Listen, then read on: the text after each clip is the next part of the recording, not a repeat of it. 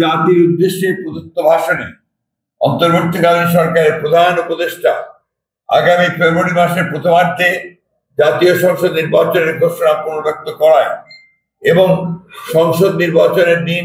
গণভোট অনুষ্ঠানের ঘোষণা দেয় বিএনপির ভারপ্রাপ্ত চেয়ারম্যান জনাব তারেক রহমানের সভাপতিত্বে অনুষ্ঠিত বাংলাদেশ জাতীয়তাবাদী দল বিএনপি জাতীয় স্থায়ী কমিটির সভায় তাকে ধন্যবাদ জানানো হয়। একই সাথে সভায় গত 17 অক্টোবর 2025 তারিখে ঐকমত্যের ভিত্তিতে স্বাক্ষরিত জুলাই জাতীয় সনদের উপর জনগণের সম্মতি গ্রহণের জন্য গণভোট অনুষ্ঠানের এবং যথাশীঘ্র জাতীয় সংসদ নির্বাচন আয়োজন করার জন্য সরকার ও নির্বাচন কমিশনের প্রতি আহ্বান জানানো হয়।